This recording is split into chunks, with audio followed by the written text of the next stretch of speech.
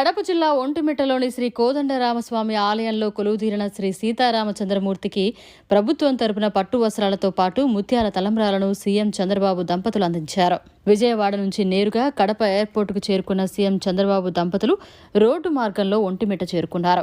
అనంతరం స్వామివారికి పట్టు వస్త్రాలు సమర్పించారు.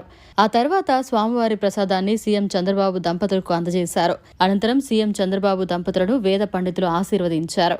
TTD board chairman BR Naidu, EO Shyamala Rao, దేవాదాయ శాఖ మంత్రి ఆనం రామనారాయణ రెడ్డితో పాటు పలువురు ఎమ్మెల్యేలు, ఎంపీలు, మంత్రులు, ఉన్నతాధికారులు ఈ కార్యక్రమంలో పాల్గొన్నారు. స్వజనస్య రక్షిత, తన ధర్మాన్ని రక్షిస్తూ తన వారి ధర్మాన్నంతా కూడా సంరక్షించేటువంటి వారు, అలాగే సమాజ ధర్మాన్ని నిర్వహించేటువంటి వారైనటువంటి రామచంద్ర ప్రభు యొక్క తిరు కళ్యాణ మహోత్సవంలో ఇప్పుడు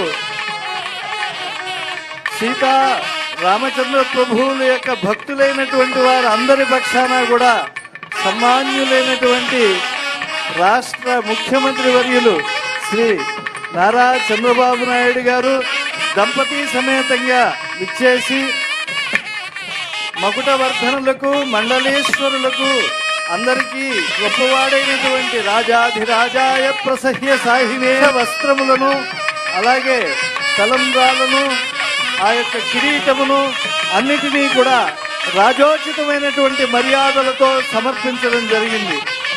సకల దేవాధిదేవుడైనటువంటి వాడు రాముడు, ఆత్మారాముడైనటువంటి స్వామివారికి ఫల సమర్పణంతో పాటు అన్ని పుణ్య వస్తువుల యొక్క సమర్పణం చేసి ఇప్పుడు పుణ్యాహవచనంతో ఈ యొక్క క్షేత్రశుద్ధి, ద్రవ్యశుద్ధి, ఫలశుద్ధి అంతా కూడా ఏర్పడుతూ ఉంది.